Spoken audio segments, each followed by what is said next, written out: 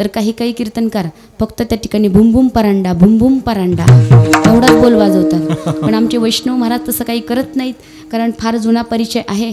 बहिणीच्या कीर्तनात ते काय असं देखाणा खपाणा असं बिलकुल वाजवणार नाहीत. आणि ते देखाणा खपाणा फक्त महिला मंडळात असतं, पुरुषामध्ये नसतं. देखाणा खपाणा इतकं असतं की विचारूच नका. इतकं देखाणा खपाणा असतं की एखाद्याने साडी आणली की म्हणली, होय आपल्याला कधी साडी आणायला जायचंय सांगा ना, कधी जायचंय साडी आणायला. एखाद्याने टीव्ही आणली की सांगा ना आपण कधी आणायला जायचं टीव्ही. ती म्हणली, नवऱ्याला म्हणली, अहो त्या शेजारच्या शांतीने 50,000चा टीव्ही आणला, सांगा ना आपल्याला कधी आणायला जायचंय. नवरा म्हणला, टीव्हीचं राहू दे बाजूला, अगं टीव्ही कितीही 60,000चा आणला पण तू इतकी सुंदर आहेस की तुझ्याकडे पाहता पाहता टीव्हीकडे पाहायला कुणाला वेळ आहे म्हणला. असे काही काही घुले नवरे असतात. घुलवलं तिला, ती म्हणली, अय्या भजी केलेत गरम गरम आणू का. टीव्हीच विसरून गेली. विठाला विठाला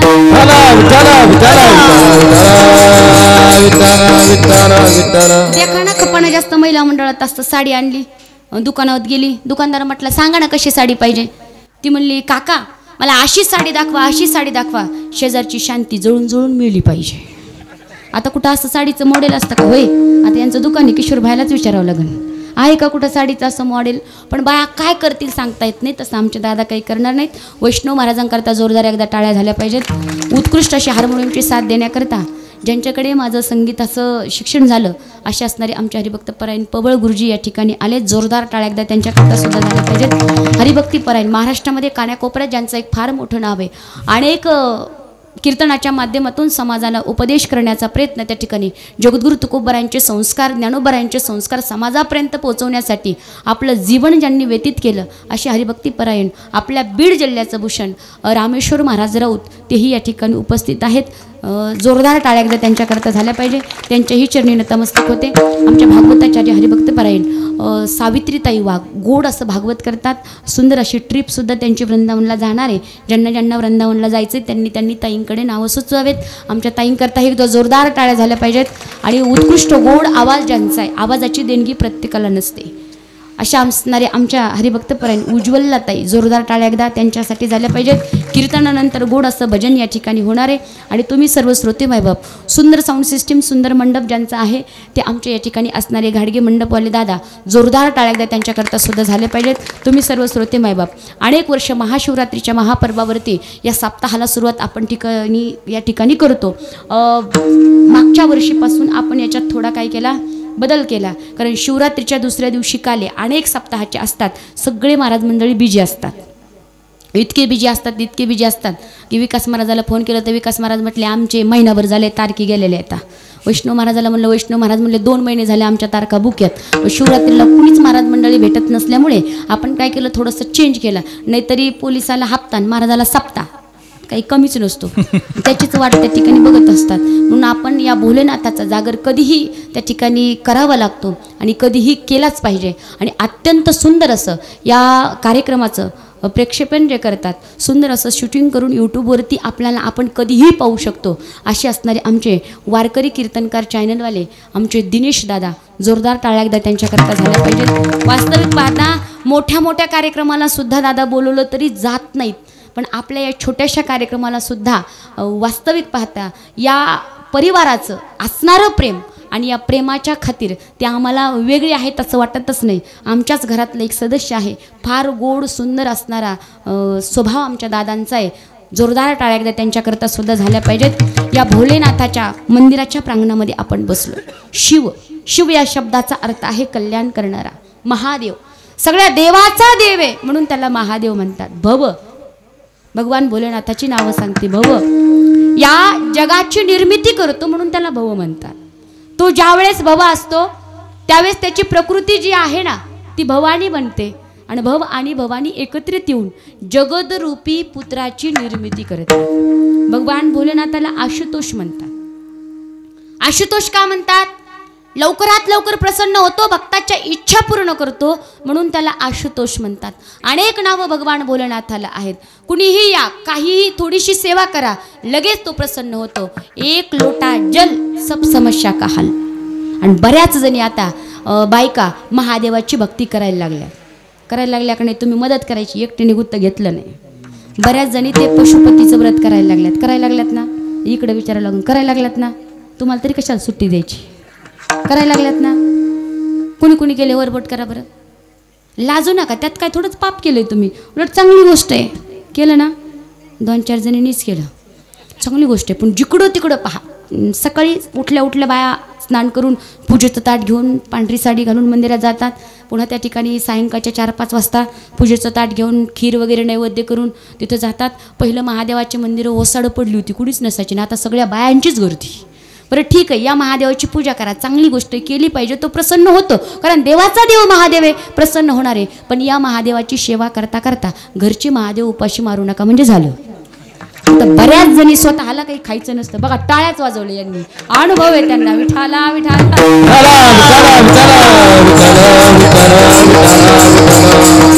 पटलं त्यांना, म्हणजे अनुभव आलाय, बायकोने तसं केलंय वाटतंय त्यांना. यांना काही खायचं नसतंय, यांना फक्त फळं खायची असतात. त्याच्यामुळे हे म्हणतात, बाळाचे बाप जाऊ द्या ना, खाना आजचे दिवस सफरचंद, काय होतंय, कशाला करू स्वयंपाक. आणि त्या बाळाच्या बापाला सुद्धा सफरचंद. हा महादेव प्रसन्न व्हायचा, पण घरचा महादेव रुसला तर घराच्या बाहेर काढायचा. म्हणून घरच्या महादेवाकडे सुद्धा लक्ष द्या. पशुपत व्रत केलं पाहिजे. 5-5 बाया त्या ठिकाणी करायला लागल्या, 5-5 सोमवार करायला लागल्या. पण आमच्या वारकरी संप्रदायाच्या संतांनी अगोदरच सांगितलं, एकादशी आणि सोमवार व्रत ज्याच्या गळ्यात तुळशीची माळ आहे, जो स्वतःला वारकरी म्हणून घेतो त्यांनी केलीच पाहिजे. जो अमृत पितो त्याला देव म्हणतात, जो अमृत पितो त्याला देव म्हणतात. पण जो विष पिऊन त्याला पचन करतो ना, त्याला देऊं के देव महादेव म्हणतात.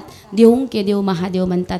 अशा महादेवाची सेवा करा, काहीच कुठेच काही कमी पडणार नाही. पहा, कधीच कमी पडणार नाही, कारण थोड्या सेवेत प्रसन्न होतं.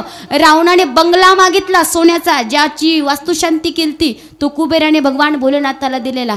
तथास्तु म्हणून काय पाहिजे सांगा, म्हटलं एक काम करा. रावण म्हणला, देवा एक काम करा, दान म्हणून तुमचा बंगला द्या आणि दक्षिण म्हणून तुमची बायको पार्वती द्या, फार आवडली. याला रावण वृत्ती म्हणायचं.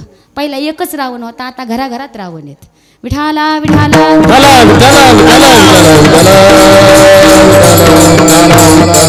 लवकर प्रसन्न होतो पाहतो, म्हणून तर त्याला म्हणतात शिव भोळा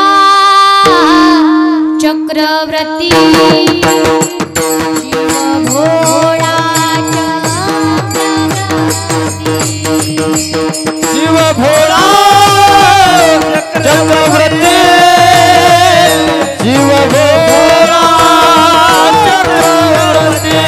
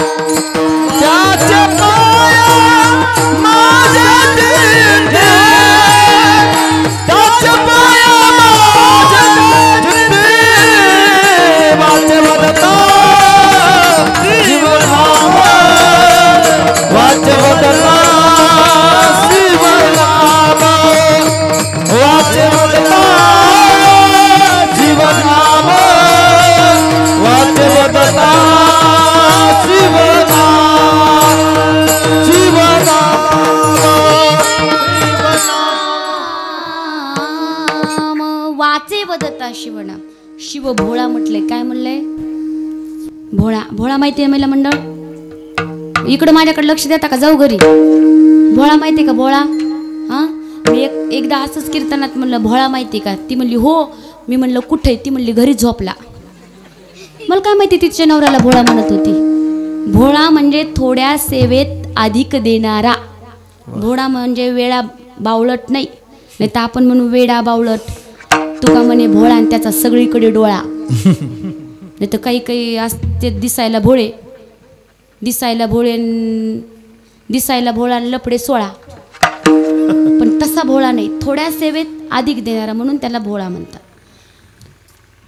महाराज म्हटले तो भोळा आहे, लवकर प्रसन्न होतो. त्याची कशीही सेवा करा, आणि त्याच्या सेवेसारखी दुसरं कशात आपल्याला पुण्य भेटत नाही. एक बेलाचं पान वाहिलं, थोड्याशा अक्षत वाहिल्या, थोडंसं त्या ठिकाणी असणारं एक लोटा जल त्याला अर्पण केलं, पण जल अर्पण करत असताना आपण काय करतो, पाणी सुद्धा घेऊन जात नाही, रिकाम्या तांबा घेऊन जातो, तिथलाच नळ सुरू करतो, तिथल्या तिथंच टाकतो. आपल्या घरून पाणी घेऊन जात जा.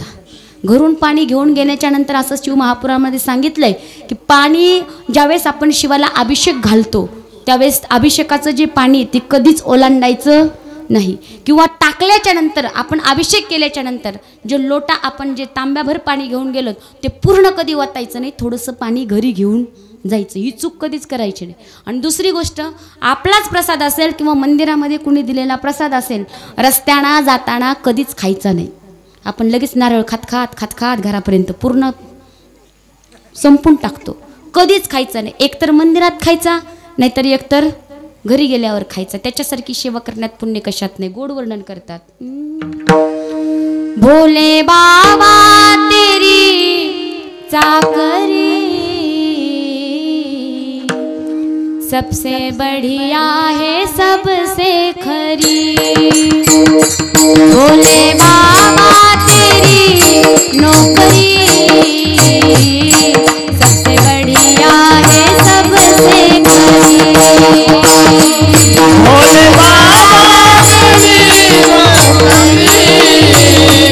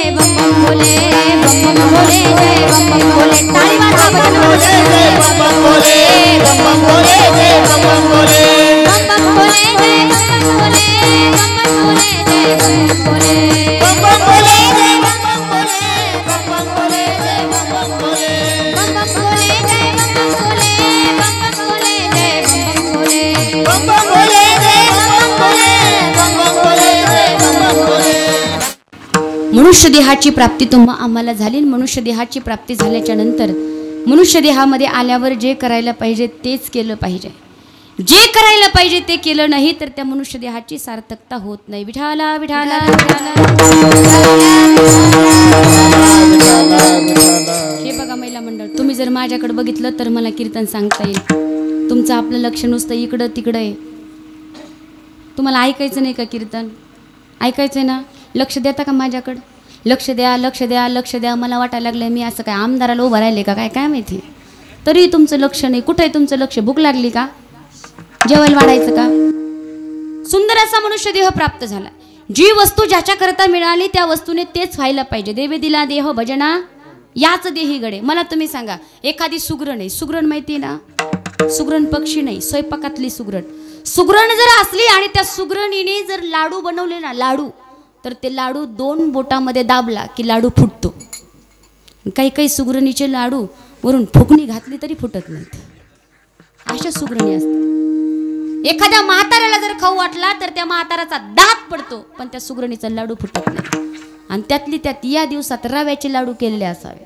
असाच गावात सप्ताह होता. तिला वाटलं वारकऱ्याला जीव घालावं, तिने रव्याचे लाडू बनवले. रव्याचे लाडू बनवल्याच्या नंतर सगळ्या वारकऱ्यांना जेवायला वाढले. जेवायला वाढल्याच्या नंतर एक बिचारा असा वारकरी होता, 2च दात राहिले होते. त्याच्या ताटामध्ये तो रव्याचा लाडू त्याने पाहिला. त्याला खायचा होता, त्याला आवडत होता, पण काही केल्या तो फुटत नव्हता. काही केल्या तो फुटत नव्हता. त्याने फुकणी मागितली. म्हणलं मावशी फुकणी आहे का? आता लोकांकडे फुकण्या सुद्धा नाहीत, चुलीच राहिलं नाही तर फुकण्या तरी कुठून आणायच्या. फुकणी इकडून तिकडून शोधली, तिने फुकणी दिली आणि आता फुकणी त्याने घेतली. त्या पत्रवाळीवर असणारा जो रव्याचा लाडू आहे त्याच्यावर तो मारायला लागला. आता बिचारा तो फुकणी त्या रव्याच्या लाडूवर मारायला लागला, पण झाला असं वरून फुकणीचा दणका द्यायचा आणि लाडू टानकीने उडायचा. एकच झालं. बरं टानकन उडाला तर उडाला. नेमका शेजारी एक वारकरी बसले होते, त्यांच्या टकलातच जाऊन लागला. आता टकलाला टेस नसल्यामुळे ते डोक्याला इतका लागला तळपायाच्या आग त्या बिचाऱ्या त्या वारकऱ्याची मस्तकाला गेली. मला लाडू मारला काय? थांब. त्याने त्याच्या ताटातला घेतला की त्याला मारला, त्याने त्याच्या ताटातला घेतला की त्याला मारला. आता लाडू खाईनाच कुणी, खायचे सोडून लाडूने धप्पाकुटी सुरू झाली. धप्पाकुटी माहितीये ना? आता तुम्ही मला सांगा, लाडूची सार्थकता खाण्यात आहे का धप्पाकुटीमध्ये? कशात आहे? खाण्यात आहे. लाडूची सार्थकता. कारण त्या बाईने धप्पाकुटी खेळायला नव्हते ना बनवले, ते कशाला बनवले? ते खायला बनवले होते. पण यांनी धप्पाकुटी सुरू केलं. जशी लाडूची सार्थकता खाण्यात आहे, धप्पाकुटी खेळण्यात नाही, तशी मनुष्य देहाची सार्थकता भगवंताच्या भजनात आहे, संसारामध्ये नाही.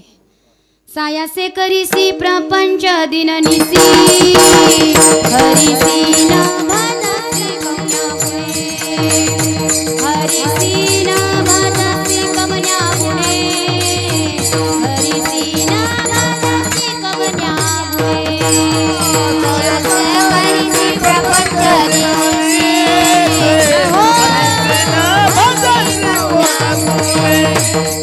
हरिसी न भजसी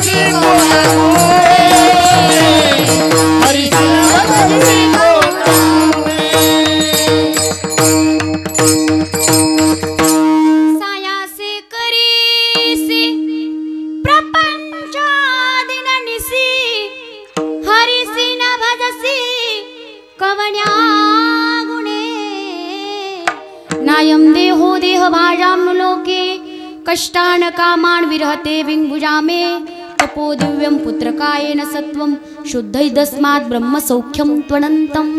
कष्टासाठी कामासाठी मिळालं नाही, भगवत प्राप्तीसाठी मिळालं आहे. पण आपण संसार करतो, सायाशी करीशी प्रपंच करतो. पण मला तुम्ही सांगा, प्रपंच आपण आत्तापर्यंत करत आलो. खरं खरं सांगायचं, खोटं कोणीच बोलायचं नाही. कीर्तन हे तुम्हाला कळलं तरच ठीक आहे, डोक्यावरून जाण्याला अर्थ. खरं खरं सांगा, आत्तापर्यंत आपण संसार आहेत, कोणाला सुख मिळालं का? मिळालं का? इकडं तर नसनच. इकडं तरी निदान साडी सोनं घातल्यावर थोडंफार आनंद वाटत असेल. मिळालं का सुख? मिळालं नाही. बरं, आत्तापर्यंत आपल्या गावामध्ये अनेक जणांनी संसार केला, अनेक जणांनी प्रपंच केला, पण एखाद्या गावातल्या एखाद्या शामरावचा, रामरावचा, बाळूचा संसार पूर्ण झाला का? झाला का? असं कुणाचं कोणी नाही, त्यांचा संसार पूर्ण झाला. आता काहीच चिंता राहिली नाही, असं आहे का? जिथं अपूर्णत्व आहे त्याला संसार म्हणावं, आणि जिथं पूर्णत्व आहे ना, जिथं पूर्णत्व त्याला काय म्हणावं? प्रपंच म्हणावं. संसार म्हणजे काय? संसारामध्ये प्रदर्शन आहे. सम्यक सरती इति संसार. जो नेहमी पुढे सरकत राहतो त्याला काय म्हणायचं? संसार म्हणायचं. काल आपण जसे दिसत होतो तसे आज दिसत नाहीत, आणि आज जसे दिसणार आहेत तसे उद्या दिसणार नाहीत. आपण त्या ठिकाणी म्हातारे होत चालतो. पण कलियुगाचं उलट आहे. कमी दिवस साजरा करायचा तर वाढदिवस साजरा करतो. वाढदिवस असतो का? 55 वर्षाची म्हातारीन 5 वर्षाचं लेकरू, त्यातलं मोठं कोण? 55 वर्षाची म्हातारी मोठी का 5 वर्षाचं लेकरू मोठं? गणित येतं का? बापाने शाळेत घातलं होतं का? कोण मोठं? 55 वर्षाची म्हातारी कशी मोठी? 5च वर्ष राहिलेत. 5 वर्षाचं जास्त आयुष्य आहे, त्याचे किती राहिलेत? 55 वर्ष राहिलेत. तो कसा आहे? ती म्हातारी कशी आहे? मोठी आहे. विठाला विठाला विठाला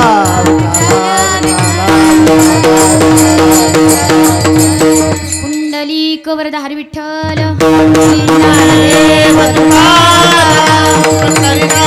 भगवान की जय. माऊली ज्ञानेश्वर महाराज की जय. जगद्गुरु तुकाराम महाराज की जय. आत्ताच या ठिकाणी कीर्तनाकरता हरिभक्तीपरायण परमेश्वर महाराज वाघमोडे, ते दोन्हीकडं पण आहेत. दिवसभर राजकारण आणि रात्री परमार्थ दोन्हीही करतात. जोरदार टाळ्या एकदा आमच्या महाराजांकरता झाल्या पाहिजे. गोड असं कीर्तनही करतात आणि विशेष म्हणजे परमार्थिक कार्य करता फार त्या ठिकाणी सडळ हाताने दान करतात.